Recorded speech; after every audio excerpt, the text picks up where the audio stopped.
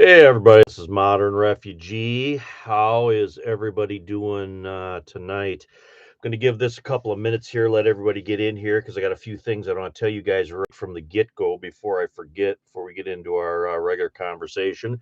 Monkey Food Garden, I appreciate you being here and I appreciate you modding for me very much. I don't know what I would do without my viewers and subscribers and all my friends online that I talk to all the time. I really appreciate you guys. Happy Girl, how are you doing? Dirt Farmer, Library Lizard, Jeannie. Hey there, 1776. My wife actually got me a 1776 shirt. I'll have to wear that. Have to wear that on one of my live streams coming up here. Hey there, Jen. Hey, Rich. Oh, Patriot Preacher, how you doing tonight? Well, the first thing that I want to talk to you guys about here. Hey there, Katie Racing, Lady Luger. First thing I want to talk about is the weather. Anybody that's living around the Great Lakes that happens to be on my live stream here, I want to. My glasses go crooked. Anyway, anybody that is living around the Great Lakes here, we have got a really deep low pressure cell that's coming over Sunday night, tomorrow night through Monday, and with the sudden drop in the barometric pressure, we are going to have terrible wind gusts. They're looking at pretty much 50-mile-an-hour wind gusts and anywhere between, I'd say, 10 to 30-foot waves out on the Great Lakes, depending where they're at. And there still is shipping going on out on the Great Lakes.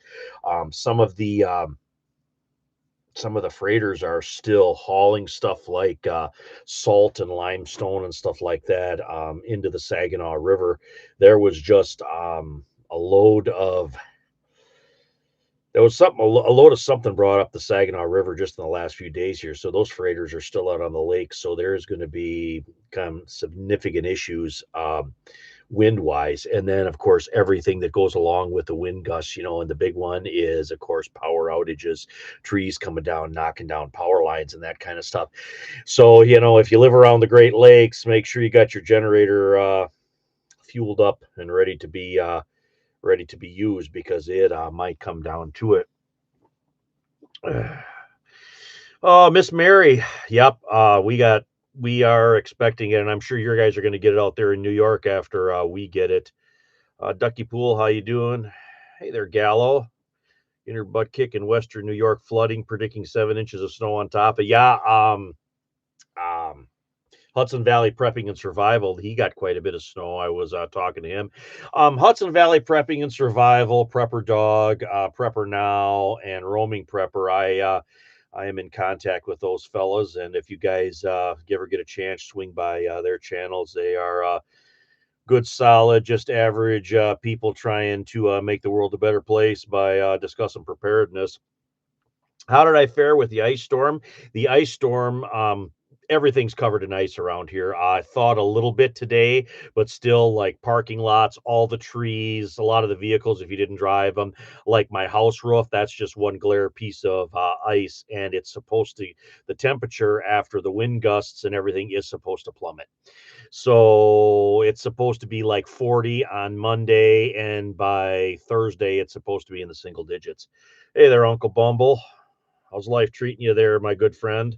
Lake Lizard. Sharon Organic. Prepper for the ages. How you doing? Lake Lizard. Library Lizard. Minnesota here, home of the millionaire Somalis, lutefisk, and hockey.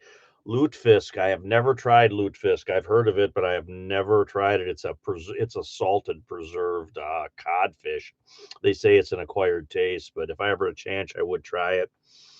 Prepper Book Club, how you doing? But yeah, so expect bad winds around the Great Lakes region, southwestern Ontario. You guys are going to get it too. Talk to some of my contacts there at the big box grocery stores, and there is some food issues with some of the fresh food. There was recalls in um, Tyson Foods, some of the subsidiaries of Tyson Foods, like Jimmy Dean and that kind of stuff. They had some recalls, and that stuff is starting to trickle in now to the stores where there's some shortages of stuff. There was some chicken recalls too for some different things back. Some of this stuff was recalled like end of September, beginning of October, and some things were because of that avian flu and whatnot. So that stuff is just starting to work its way into the, like there's a recall now because of the way the supply chain works. That takes a month or so for that stuff to work through the system, so to speak. So if they have like an avian flu outbreak and they got to cull a bunch of birds, whatever, those birds were, scheduled to be dispatched and then processed and be basically on store shelves, maybe 6 weeks down the line between, the processing and if they're making it into anything like sausage, whatever. And by the time that's packaged and, ready to be shipped out to stores, there's a period of time there. So that takes a period of time for those recalls to show up or not show up in this case on store shelves.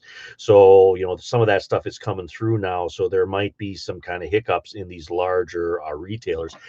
A lot of the larger retailers buy stuff from other larger companies. That's why, like your Walmarts, your Krogers, those kind of big places will buy stuff from like Tyson Foods or Smithfield or whatever, these bigger places. That's why it's always good to have a good small town grocery store on your radar, or something like for us around here, the Amish and Mennonite stores, things like Asian markets and, different ethnic food stores and stuff, because they're going to be getting their stuff from other places, typically smaller places, which means you have a more redundant supply chain if you're shopping at these smaller places. The bigger places, a lot more people shop there. They deal with the bigger companies. When the bigger companies like Tyson has problems, that's going to affect the larger stores before it affects the smaller stores. So that's something you kind of want to keep in mind when you're talking about that stuff. There's also been some issues with like quality in a lot of the fresh produce, especially leafy green type stuff. There's been different things that I've been told here that basically in some of the bigger box stores is really unavailable right now because their places where they get the stuff are having problems of the recall nature. And, recall can be anything from, weights being wrong to contamination to, like the bird flu and they had to call a bunch of stuff. So just because there's a recall on something doesn't necessarily mean there's something, wrong as far as some type of, contamination that can make you sick. There's a bunch of different reasons for recalls, and all that stuff basically affects you and me when we go to purchase that stuff. And that's why it's wise to have a couple weeks of worth of food on hand and see, if there's some kind of hiccup with the supply chain, then you have a compounding problem like the weather that's going on right now. You can't get out, you can't, replenish what you got in your refrigerator. It's nice to have that pantry to fall back on so you can, prepare a few meals. And typically, I'm probably preaching to the choir here when I say this, but typically when I put stuff up, with the exception of a half a dozen different things, I like to have stuff that I can put meals together quickly without a lot of work, typically a half an hour or less. Or I have stuff that I can simmer all day on something. So I can, have whatever. I can have a stew pot sitting on the wood stove, or I can plug in the crock pot and I can put some beans or something in that and a ham hock or whatever. I can put that on and I can just let that go all day, kind of forget it and not have to worry about it. So, the simpler, um, speed focused meals I think are the best for the prepping pantry. You don't want to have really large, you don't want to make a whole large 20-pound turkey, when something's going on. You want a smaller batch. Speaking of turkey too, ground turkey, stuff like ground turkey and ground chicken has also been affected by some of these recalls. So that's another thing I want to mention before I forget about that. Hey there, Michigan country. Teresa, how you doing? Oh, Tammy. How you doing down there, Tammy? Did the ice affect you down there? Tammy's downriver there in Detroit. Coney, how you doing there from Texas? 3D Scout. Good evening. Ice covered northwestern Pennsylvania. I believe that. JD Prepping, how you doing there? Koi Lin, how are you? Yeah, so those are the things that I wanted to mention. There are some recalls that are just kind of hitting store shelves now where you're not seeing a few different things in some of the larger big box retailers. We got weather coming in. So those are all things that we need to keep an eye on and make sure that you have some stuff there where you can whip up a meal. And if you got generators and stuff, make sure that that's all up and running, got fuel for that stuff. Because if the power's out and you need fuel, there's a good chance you're going to have to drive a long ways to get fuel. And then if you have like an ice storm where you can't really, the roads aren't being taken care of, then you can see where all this stuff kind of compounds. It's never just one SHTF. One SHTF leads into, multiple SHTFs. Keeping an eye on Prepper Now's channel. He's been talking about the price of silver absolutely skyrocketing. I guess silver's like $70 an ounce right now. I can never remember it ever being that high. But so if you got any silver in your preps and stuff, you're making money on that stuff. So I just wanted to keep that in mind. Monkey Food Garden. I'm not sure when the next Four Wise Men of Prepping live stream is going to be, but I think Prepper Now has been having them like every couple of months. I think we had one like maybe 4 weeks ago or something like that. But I'll definitely throw that out there that people are interested in those live streams. So maybe we can put one together again for you guys. Yeah, Lady Luger almost 80 an ounce, and then I don't know what gold's going for because I don't. About the only gold I got is my my wedding ring and then Grandpa's gold coin. That's about all I got. Again, all good here. Generators have fuel. We have extra fuel on the homestead. Good enough for 2 years. Awesome. Hey there, frontline warrior. Uh, Mid Michigan frontline. Yeah, I was just talking about some recalls on some food stuff, and we got a heck of a windstorm coming. So keep that in mind. I'm sure tomorrow the sunrise will be extremely red, and that is actually a pretty accurate weather forecast. You see a really red sky at sunrise. That's something to keep an eye on. You're going to get some really nasty weather.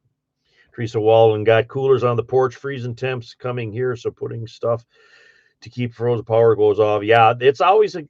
I'll tell you what, the power goes out and you got a chest freezer, you got anything like that, blankets that keep you warm, keep the heat in, also keep cold in. There were lots of different times where the power did go out on the old place. Mom would have several old blankets. She would throw them over the top of the chest freezer just to keep the cold in there. And then, of course, you don't go in there for anything. And you'll want to stick to using the stuff out of your refrigerator first because the freezer, if it's not disturbed and everything's frozen solid in there, the freezer's full, you got it covered up with a few blankets. That buys you another couple of days before you got to worry about that stuff thawing out. And another thing, I know quite a few people that where they did lose all the contents of their freezers, they actually filed claims against their house insurance for that. Like one guy in particular, this was probably about maybe 15 years ago. He they had just got like a quarter of beef, and they had that all in their freezer. And then we had the storm. They were out of power for like 7 or 8 days, and they lost all that meat that they had just put in the freezer. And they did file a claim against their house insurance, and they did get reimbursed for some of that. So kind of keep that in mind, or maybe check your house insurance policy. So if you ever have any massive spoilage of food like that, you can file a claim and get some of your money back on that. Because you know what, with the price of food nowadays, I don't want to see anybody lose or have to throw out any foodstuffs. It's just too darn valuable nowadays. Powering up your power bank for your phone, that is one of the simplest preps that you can do. When you get into the simple preps, keep your personal devices charged, have your power banks charged, keep your gas tank in your primary vehicle full, and make sure you have a full pantry. You got all that stuff right there. You're already on the path to preparedness, and you can handle yourself if something goes sideways for a few days. You're covered. And then two, um, I like there's different apps where I go on to check for like local power outages. Detroit Edison and Consumers Energy here in the southern peninsula of Michigan, they have outage maps, and I have those outage maps basically right on my phone, so I can pull them up and check them at any time as long as I'm getting a signal. If my Wi-Fi doesn't work here at the house, as long as I got a little bit of signal from outside, I can check and see once where the large sections of power outages are. And that again, that if you have to go get supplies or something, you say, hey, I'm going to go one town over because I need to get some gas because we're out of power here. That way you can look, say, oh, you know what, maybe they're out of power too. I can check that before you leave. Save yourself a lot of hassle. So those are another thing. This one's kind of off the subject of weather, but down detector. If you guys have never heard of down detector basically takes reports from people when certain internet related businesses and stuff are not working or are malfunctioning. So like if Google isn't working, people will report that to down detector, and then down detector basically graphs that, and you can see like if there's any problems with like cell phone outages or internet outages, or like whatever Bank of America's having problems, or Wells Fargo, or whatever it may be. You can check that stuff, and that's why again it's so important to have your personal devices and stuff charged up so you can access this stuff when there's certain problems. And then again too, pretty much any Baofeng radio that's out there, you can pull up your NOAA weather channel for your area. That's something easy enough right now to look up when you have internet. Look up what the local weather channel is for you on your Baofeng radios, and then you can get basically direct weather forecasts right on your Baofeng radio, and you don't have to worry about electricity. You don't have to worry about power outages. You don't have to have the internet. That stuff is broadcast on a loop, and they update it as they see fit. Plus, if there's any, like for us here in the Great Lakes, they put out lake forecasts too. They'll say there's strong northeast wind across Lake Huron, and there is you know 15 to 25-foot waves, yada yada yada. That'll all be on those NOAA weather channels on the Baofeng. So those are things to keep in mind. Dangerous Freedom, how you doing there? Frontline Warrior, full pantry, awesome. Hey, Amar, good to see you tonight. Good to see you too, Luke. Got solar generator, just got to figure out what cables. If I ever run across one of those solar generators, there's a local store that has those Jackeries, and I was looking at them and I'm thinking to myself, if they ever get marked down, maybe I'm going to buy one of them and just try it. But with the extent of solar, these are kind of the extent of solars that I got. I got several of these Gold Zeros, and these actually work pretty good for charging small battery packs. And that's basically what I got them for, because I can actually, like this one on the back here, I can actually plug that right into the back of these Gold Zeros. This is actually the Gold Zero charger, but I can get attachments where I can plug into this, and I can plug it directly into here to charge. So see if I can pull this out here. I'll show you. So I got my charger there. I can take my Gold Zero deal right there. I can plug that into this. Then I can take this and I can plug that into my into one of my battery bricks like this, and I can set this guy out in the sun. It's got a little stand on it right there. I can put that somewhere out in the yard, face it to the southern sun, and I can charge stuff. It ain't a lot, but you know what? In a pinch, I can still charge stuff without the system, and without my generator. So that's stuff that I'm can't say I wasted any money when I bought that. Some people, they buy stuff like they buy all their preps and they have all their gear, and then they find out it doesn't really work for them. But that actually works pretty decent for me.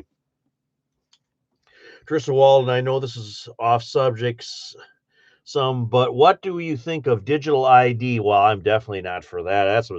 That's mark of the beast if I ever heard such a thing. Hey, you know what? Everybody needs to get hooked up to the digital system so we can all be a little bit more in the matrix than what we are now. Yeah, absolutely not.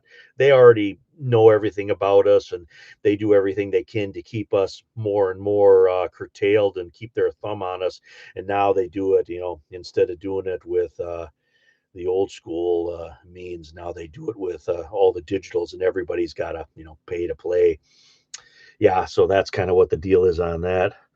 L Dog, that's cool. Never seen one of those. Yeah, Gold Zero is what they're called. Gold Zero. This one's a Nomad 5. They have multiple ones. They have some that like fold out. Like I think every one of these panels is like a 5. So I think there's a Nomad 10, 15, 20, and I think that's how they go. But like that 20, I think that folds out. So you have um multiple solar panels. And it's this guy here. The reason I got this one is because this is small enough. Like if I'm hiking, I could take this and hang this off the back end of my backpack when I'm hiking, and I can plug my little charging brick in there, or plug in whatever I need to plug in. And as I'm hiking, the sun's shining on my back, it can charge.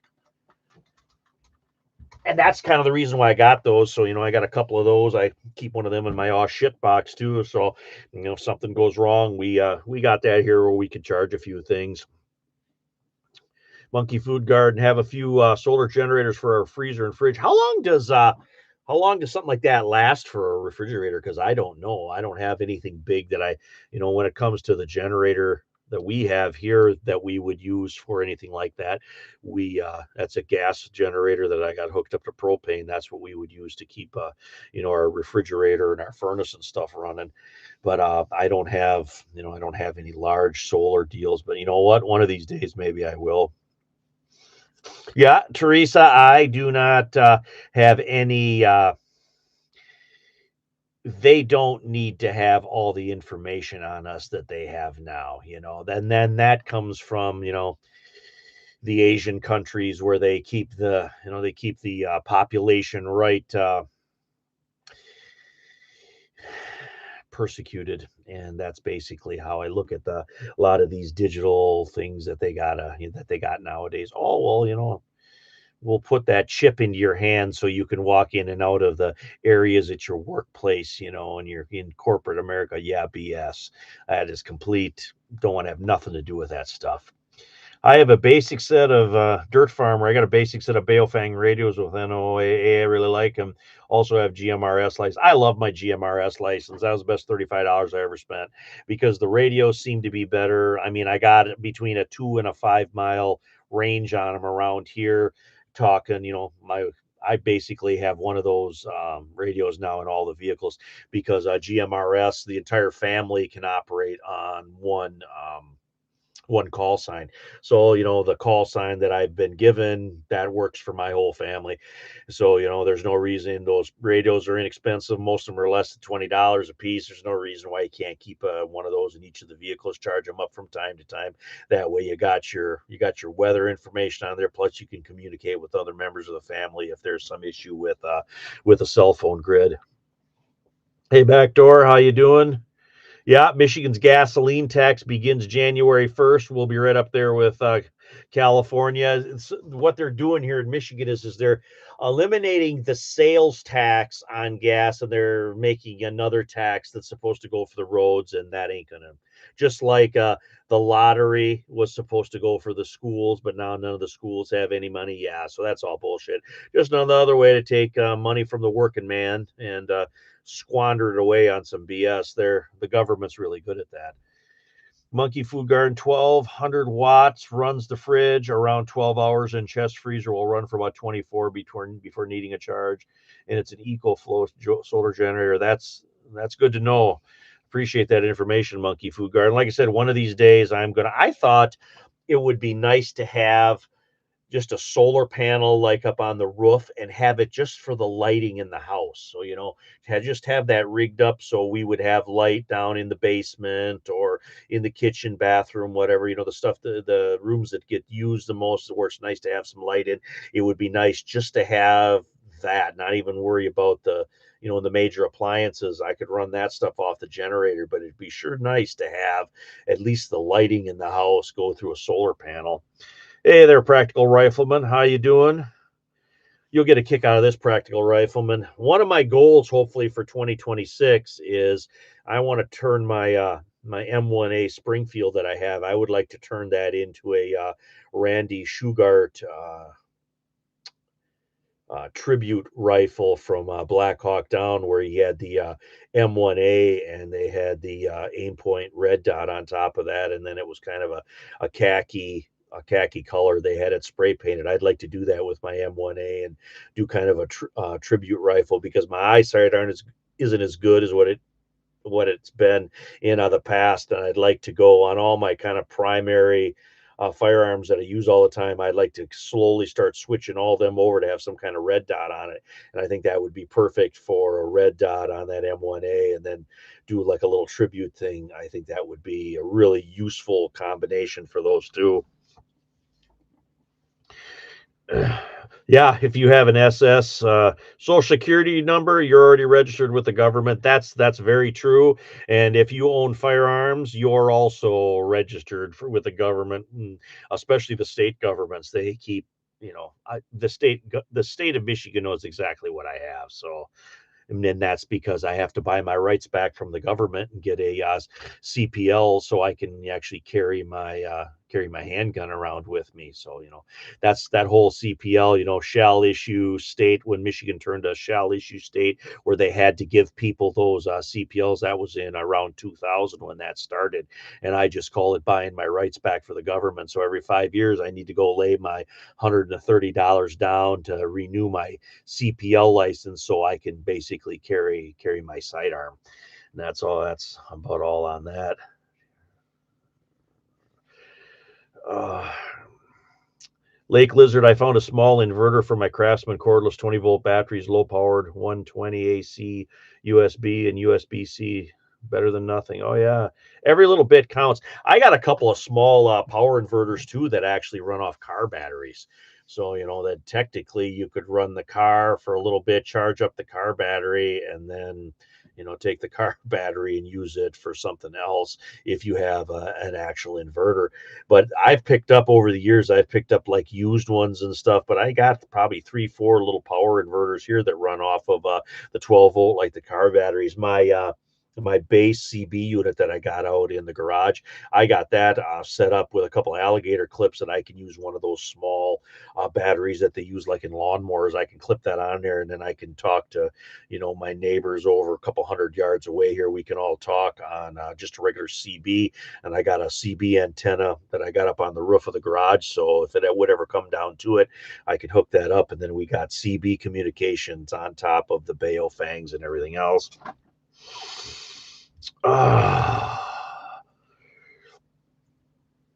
Teresa Wald, I'm scared to put solar on the roof. Something happens, well, people will see it. I used to think like that to a certain extent, but around here, there's actually quite a few farms and stuff that already have solar panels. So, some of that stuff, I think people get too concerned about that. Now, I know for a fact, running generators, if nobody's got electricity, that's not a good idea. There's lots of precedent where people have stolen generators or attempted to cause problems with something like that. But, a smaller solar panel up on a roof, I don't know if that really would be something that would be really noticed.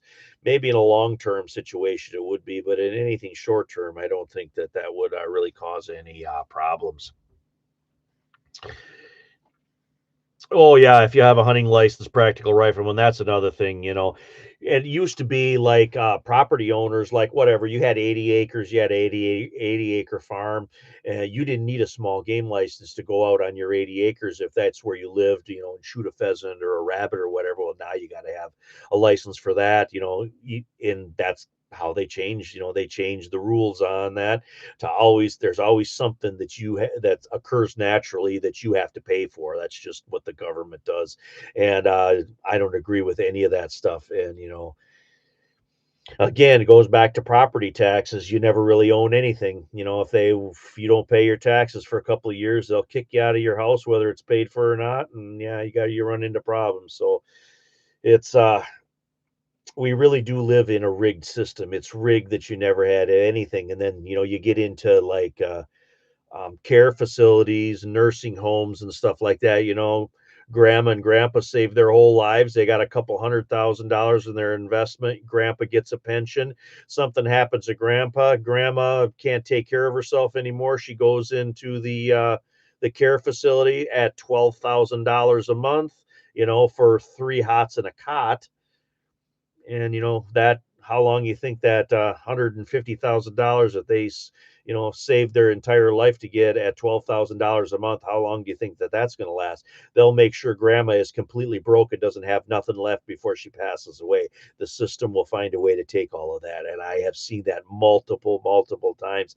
And that's why I always tell people, I've had people come to me because I face those type of situations myself. I tell people, if you have any amount of assets whatsoever and you want those assets to be passed down after you pass away, you need to talk to um, a decent estate attorney, so you can get a plan put together so they can't take all of your stuff you worked for your entire life.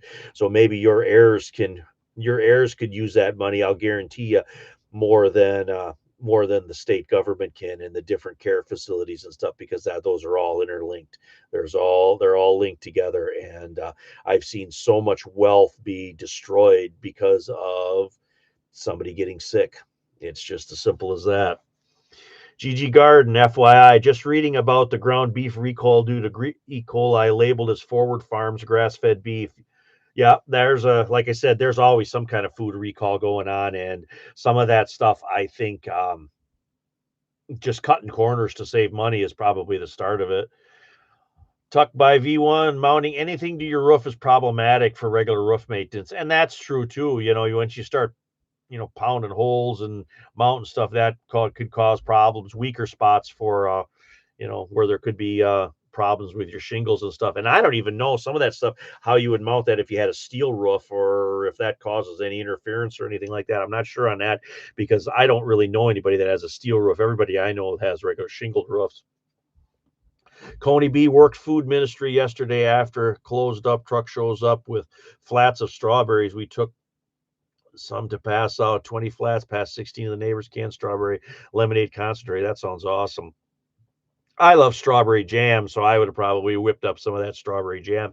And again, situations like that, that's another good reason to keep that kind of stuff in your pantry. If you can stuff with Sure Gel, keep some extra cans there. So if you stumble into something, whatever, a neighbor or somebody gives you some fruit, or you get access to something like that, you can can and preserve that if you have the right stuff there. If you got some vinegar, you got sugar, you got your seasonings, you got your stuff like Sure Gel, you got a stack of canning lids there. You got ways where you can preserve that. You can take advantage of any of them situations that comes along, because I'll tell you what, that stuff is extremely important. And if there's any economic problems or any other SHTF that comes down the line, you want to take advantage of every resource like that you can lay your hands on. Yeah, that's the truth, practical rifleman. It's almost like the state owns everything and you rent. That's basically what property taxes are. You're just renting your stuff back from the government, just like paying for a CPL license. I'm buying my rights back from the government, and they just keep doing it. They just keep it laying one more layer on. Medical insurance is another one. It's just another layer on. You don't have to pay top dollar for your medical insurance, but then when you need something, oh, well, that's not covered, or it's only partially covered, or your deductible is $13,000 per person in your family. Next thing you know, you've done everything right your entire life. You paid all your bills and all that stuff. Next thing you know, you turn around, you have $40,000 in medical debt. And you're like, how? I had medical insurance the entire time. I still got 40 grand in medical debt. It's kind of like these kids that, take 80, 100, $120,000 out for a college degree. And, they went to college, they got their degree or whatever, they're $80,000 in debt. And, they work at Walmart for maybe 15 or $16 an hour because they can't find a job what they went to school for, yet they still owe 80, $90,000 in college loan debt. So, that's the world we live in, unfortunately. Monkey Food Garden, most solar that you see in homes really does no good. It goes directly back into the grid. Yeah, I've heard that too, where you you have solar panels, But then when the power goes out, your power goes out too because it's all connected up into the grid and it uploads electricity into the grid off, through your meter or whatever the heck that is. And I've heard that like in California where they've shut off the power because of the windstorms come through and they're afraid about the wildfires, but that's all hooked up to the grid. So when the grid shut down, they're shut down too, even though they have solar panels. And that was the whole reason they got solar panels so if something did happen to the grid, they would have a little bit of electricity, but it doesn't work that way in every situation anyway. Taxes are bad here in Illinois. Teresa Walden. Oh yeah, Michigan, the property taxes are ridiculous. And then, of course, they're constantly every time you roll or turn around, they want a millage for this, and they want to, well, we didn't take care of, the municipal building for the last 40 years. Now all of a sudden, we need to have a 3 mil increase, and everybody's got to vote on it, and everybody's getting taxed to the gore boards entirely, and then they want to tack on a few more mills onto your property taxes to pay for shit that they didn't take care of in the first place. I've seen that a lot too in small villages and in rural townships and stuff like that. I see that shit all the time too. Gigi Garden happened with my dad. The value of his property went to the care facilities. Yep. And they with Medicaid estate recovery, what happens is most old people, if something happens, have a stroke, whatever, can't take care of themselves, and the family is overwhelmed, can't take care of them, can't take care of the medical problems. They move into a care facility, $12,000 a month, whatever. They got a little bit of assets, they got a little bit of property. They'll apply for Medicaid. They'll be on Medicaid. They'll take all the cash they got. And then when they do pass away, all the property has to be sold because it goes through probate. And then they'll take the rest of the stuff through Medicaid estate recovery through probate. So even if somebody passes away, they're still going to get money after the fact. If anything goes into probate, Medicaid will, if they're in a care facility and they were on Medicaid, they will take all of that. They'll take every penny they got. And I've seen that 100 times too. Scottish Prepper, how you doing today, sir? During the day, there will be animals, people, potentially vehicles. It's way better than to use a generator briefly to charge power banks. Yeah, I think, and I wouldn't fire a generator. We typically will wait a certain period of time before we fire up our generator for anything. But then, when I set up the generator here for our place, I set it up where I can run my generator in a locked building. So it gives me just another layer of security on that generator, quiets it down a little bit because it's inside a building, because I got a detached building where I can run my generator in and then I can run the cord over to plug into the house. So there is just a little bit more security there. But I tell you what, if things were that bad, I would be here, and I would be, keeping an eye on things, protect what I have too. And then of course the neighbors as well, because we're all sort of kind of in the same boat together. And my neighbors are, I don't think they're quite as hardcore prepper as what I am, but they're definitely preparedness minded. And I have a certain amount of faith in my neighbors that we would consolidate and we would be good to go. We've had many discussions on this stuff. Oh yeah, if you own anything, practical rifleman, if you own anything, put it into a trust. And then it depends too on the trust. Some trusts, if somebody ends up in a care facility, they'll force you to break the trust. And then that, of course, that all costs money too. Then that money goes to the lawyers. Prepper for the ages, home hospice is the way to go. Oh yeah, hospice is good to a point too. But when my father passed away, hospice was great because he had cancer, and then my mom had dementia. She had Alzheimer's, and what ended up happening was she deteriorated quite a bit. And in August of that year, she had deteriorated to a point. They said, "Yep, she's not going to live much longer. We're going to put your mother on hospice." So I agreed to it, put her on hospice. That way it gives, she has access to more care basically. And then what happened is they changed the rules um, for hospice. They changed the rules because mom had Alzheimer's. So mom was on from about I'd say the third week in August until about the middle of October. And then they said, oh, sorry, your mom can't be on hospice anymore because, we changed the rules. So they took her off hospice. Well, then I had to transfer her to another facility because the facility she was in couldn't look after her under those circumstances, and I transferred mom about the 1st of November to another care facility, and mom died the first week in January. So from the time she was placed on hospice in August till the 1st of January was still well within the 6-month period of time that people are allowed to have a hospice.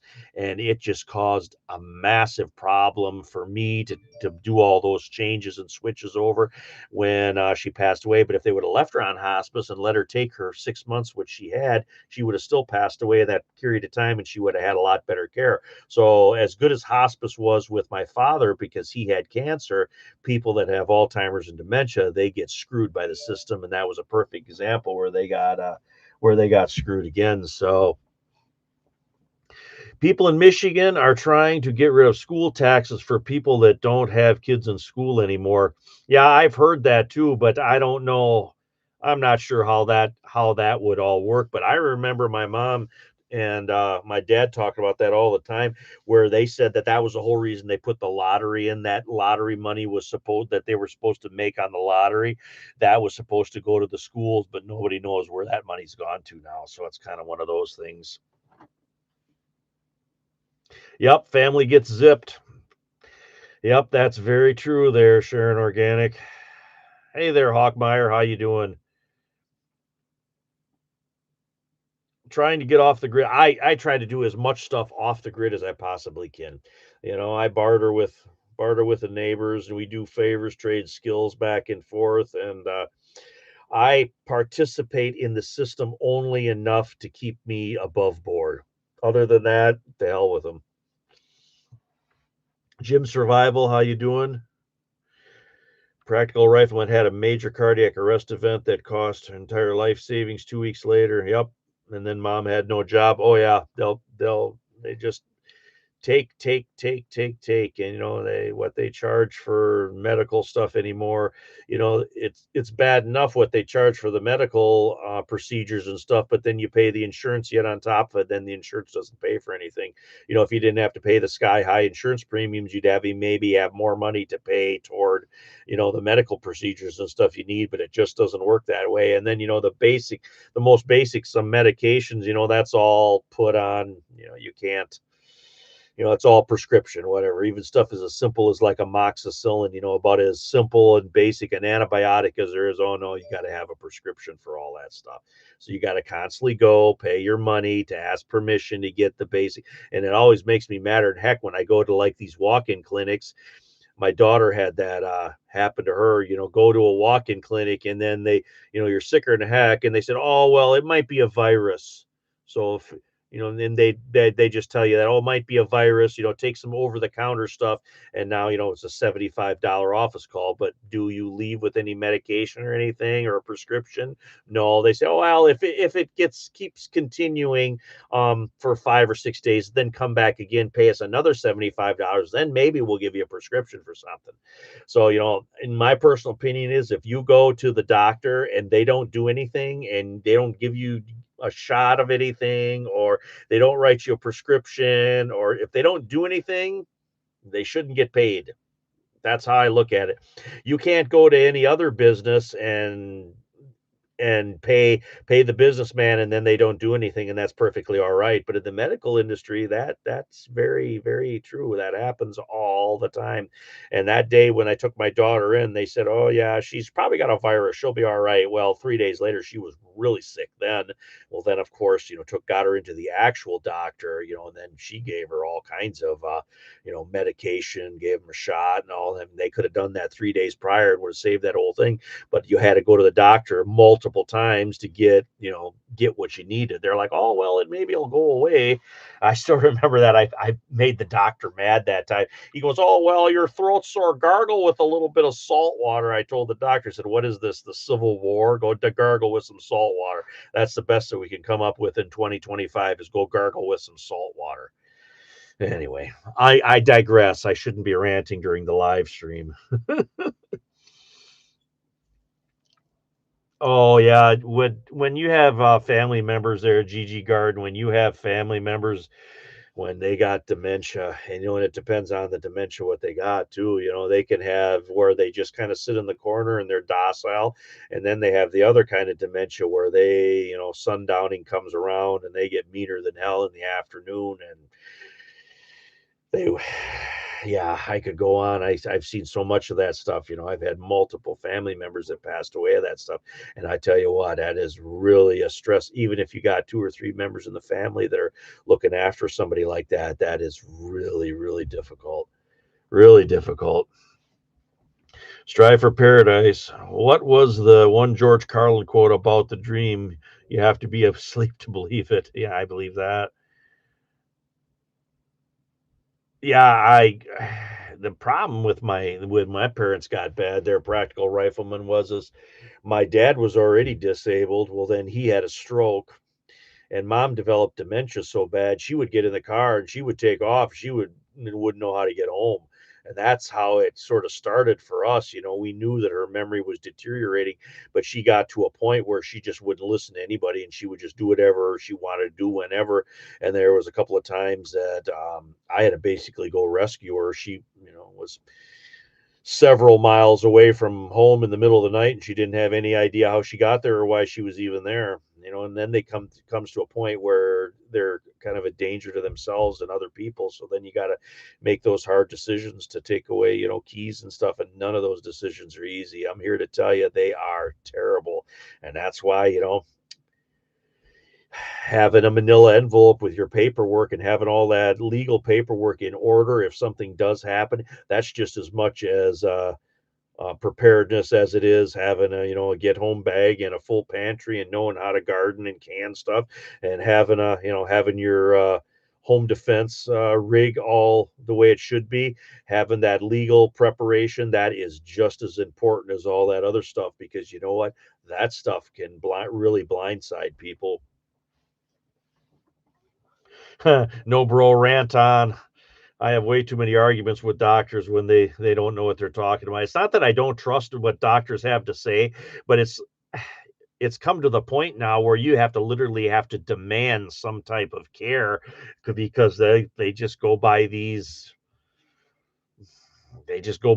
rules, however they're written or whatnot. And yeah, and like I said, you take somebody to the doctor and they're sick, they at least give them something. It's like, I'm paying money for this, man. Give them some Mucinex or something. I didn't drive all the way over here and pay that kind of money to get told, oh well, see if it gets worse, come back in 5 days. Well, no shit, Sherlock. Oh yeah, herbs, and did I ever tell you about well, I did a video on it, but I don't think I've ever mentioned the live streams. The onion poultice, that was something that my father-in-law said they used quite a bit. They would cook an onion down and they would wrap that up like in an old piece of bed sheath, and they would put that cooked onion whatever on that bed sheet. They would fold that up to a pad and they would put that on the chest, and that would almost act like Vicks, and that would break up congestion and stuff in your sinuses and whatnot. I did a video on that a while back. I don't even remember what I called the video on that, but that was straight from my father-in-law, and that was a very common remedy that they used when people had a lot of congestion and stuff, kind of before all the different medications and stuff that they have now. And it was the same thing with fevers. They would cut a big slice of raw onion, and they would put that on the bottom of the feet, and they put a heavy pair of socks over it. And the onion would get absorbed through the soles of your feet, whatever the antioxidants or whatever are in the onion, and that would actually reduce fever. And I remember not only my in-laws talking about that, mom's friend that was across the mile there, they were Mennonite, and that was a pretty common thing that they used for fever back pre-World War II, so to speak. Mm. Uh, Practical rifleman. That's sad, modern. Sorry to hear that. I think we weren't meant to live to the point where we get that far. Oh yeah, there really is no support, like support for people to keep really ill family members at home. They want people to move into the care facility so they can get access to all that wealth. They won't pay a family member to kind of stay, or they won't pay for like a nurse to come in a couple of times a day to check on people. They won't do stuff like that that will keep people in their homes. You got to basically fight to keep somebody in the homes. And then of course the huge financial burden of it all. Oh yeah, it's terrible. Onions in your socks to bring down fever. Oh yeah, that's like I said, that was definitely a thing. Library lizard, onion, honey, fermented is good for the throat. I still remember mom's lemon and honey and Jim Beam. That was sort of the elixir that mom always would use. I shouldn't rant about medicine since I'm in the field, but you'd be surprised how handcuffed oh, and I know they are. I've had doctors tell me that already because I flat out ask them about different things like that. And they have their taskmasters too that they have to follow, but sometimes you can get a doctor that bends the rules. And I'll tell you what, it's a good idea too, if you have any ailments or anything like that, write all that stuff down. Say, hey, take a notebook, a 25-cent notebook, and write in there, I went to the doctor on this day, these were my symptoms, this is what they did, this is what they prescribed. And I'll tell you what, then you got that written down. And then if something goes wrong, or you get sick during an SHTF event, you can't get access to a doctor or hospital, you can look back into your notes and see what's what they gave you, and you can kind of go from there. And hopefully you have a little bit of stuff, medication and stuff, in your first aid kits at the house, where you can treat yourself a little bit to get through that. But I'm a firm believer in writing down, basically taking a debrief after a doctor's appointments and having that information. And even if you don't write it down, at least if you make some type of mental note on that, hey, this is what I had before and this is what they gave me for it. So that's kind of one of those things. Oregano oil, that's another one. Who is the other prepping channel there? Palomino Prepared, out of the Carolinas down there. He's got a small prepping channel too. He did a video on how to make your own oregano oil out of that, if I remember correctly. I don't remember how long ago it was, but I remember he had something like that. The state didn't pay me to care for mom. We had to pay a home health aide to watch over her when I went to work. Very expensive. Yeah, when my aunt was bad, I actually paid for somebody to stay with my aunt a few hours a day and made sure she took her meds the way she did. Because what happened with my aunt is I need to take my medicine. She'd take it. And then 10 minutes later, I got to go take my medicine. And she'd go take it again. And there was one time I went over there and she literally was like spaced out. I'm like, holy shit, what's going on? And I ended up taking her to the walk-in clinic, and I took her medications along. And one of the things we did, I said, I think she took too much of her meds, and we actually counted her medication. And of course, that's how we found out she did take too much. And we had to more or less kind of like detox her to get her, because she was kind of messed up for 3-4 days. And then at that point, I said, something's got to be done. We got to get somebody in here to administer the meds and stuff, because I was living in, another town. I was driving over there 3-4 times a week to try to keep a handle on things, but it was a full-time deal. And she ended up in a care facility after she fell a couple of times, because you can't, when somebody has dementia, the first thing that goes is the ability to learn new information. So the ability to learn that you have a new disease that you have to take care of, they don't have any recollection of that. You can tell them to do this or this, but they won't remember to do it, and then it deteriorates from there. Dana Green missed the whole thing. Well, I'll have another one where it's all good here. I've been kind of ranting most of the time on this. Talked about the weather coming in that's going to be bad, coming up here, bad winds coming through along the Great Lakes area here. And then talked about some different recalls that I was aware of, and kind of some shortages and a few things from like Tyson Foods, leafy greens and stuff. There's been some shortages and some of that stuff in the local big box stores. This is why I've been getting into holistic remedies. Yeah, you really, for some basic stuff. And two, there's certain plants and stuff that grow in certain areas and whatnot, and whatever stuff is growing in your area that can be used for those home remedies, study up on that stuff, maybe get a book, maybe take some notes on some of that, talk to some of the older people in the neighborhood and see what they've used, because more or less every area is a little bit different with what grows there, and then the different plants and stuff gives you, different remedies that you can use. Ah, Monkey Food Garden, our medical provider here is now being what appears to be a cell phone, but it's actually recording everything said during the visit.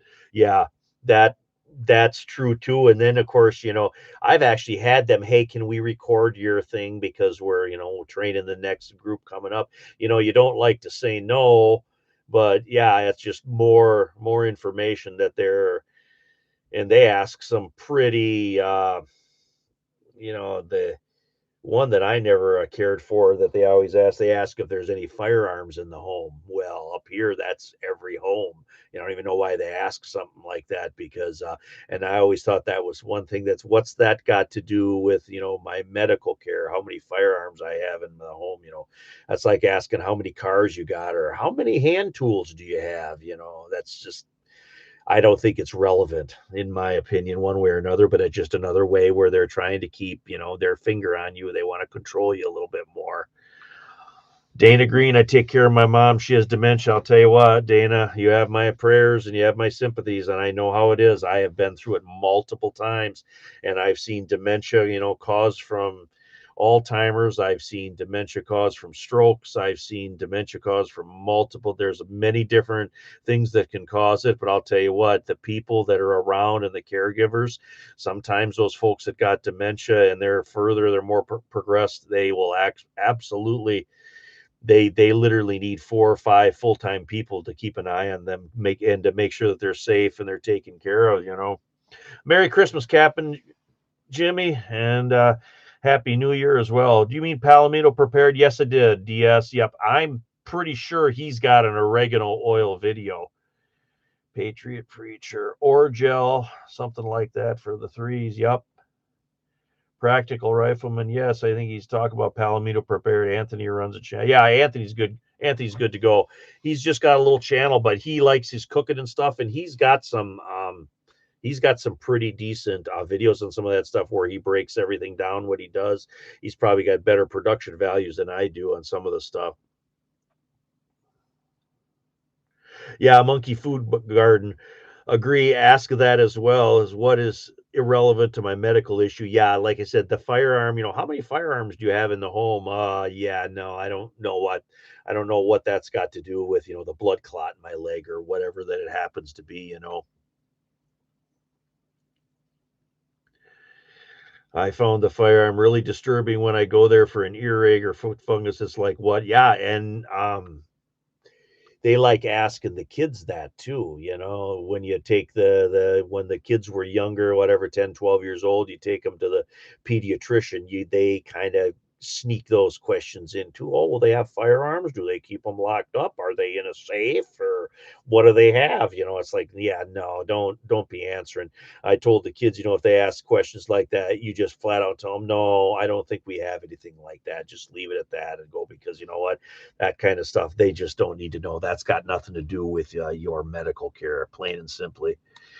Say thank you to the regulations for the questions of healthcare is required to ask, use as a backdoor for social assessment. Oh yeah, I believe that. Yeah, I'm sure they're creating a dossier, when you go into, because there's been times where I went into the doctor and they'll ask you questions. Oh, well, have you been feeling, depressed lately? And you're like, well, it's the dead of winter. It's dark outside. I've been sick, and like this was especially when I had my bowel surgery and stuff.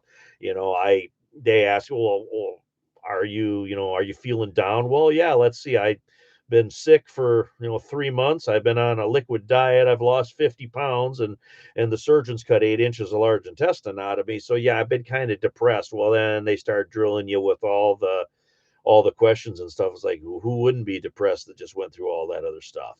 So sometimes they are looking for something so they can justify what they're doing. That's something else. That's another rant that I could get onto. Social credit scores, yeah, I think they're already here. They don't call them social credit scores, but they've already got stuff like that here, flat out.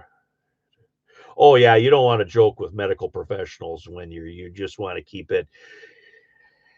I just keep it short and to the point, straight yes, no answers and kind of keep it at that. And I more or less trust my I've got basically two doctors that I deal with on a pretty regular basis. And one I flat out trust 100%. And the other one, she's not too bad. I've had fairly decent luck with her, but again, you gotta watch what you say a little bit. The questions they ask now are absolutely out of hand. I agree, and I agree. Like I said, I think they should just keep it to what to dealing with the medical conditions, not go on some kind of fishing trip so they can find out some more information so they can treat you with some more big pharma drugs. Mm. Well, folks, coming on an hour here. I appreciate each and every one of you guys for taking some time out here and having a little visit. This is like the old school, going to visit and having a coffee with the neighbors or a tea in the evening. Go over there and have a chat and talk with all you guys. I appreciate everybody just keeping always me in the back of your mind and coming into my live streams. We have some really good live streams. I think the conversations that we have are really practical and pertinent to preparedness. And I think that anybody just kind of stumbling across these live streams can pick up little ideas and stuff that they can add to their own preparedness. But oh yeah, thank you, Monkey Food Garden. I always appreciate you being here and you modding for me. I really do. Dirt Farmer, you have a good evening and a good week. Is all same thing. Sharon Organic, Lady Luger, you guys all take care of yourself. But anyway, it's a Modern Refugee. Appreciate all my subscribers out there. Hope you guys always get some information, some entertainment, and I hope I am giving you guys practical, actionable advice and information. But I appreciate you guys all there. You guys have a good one. You guys take care now.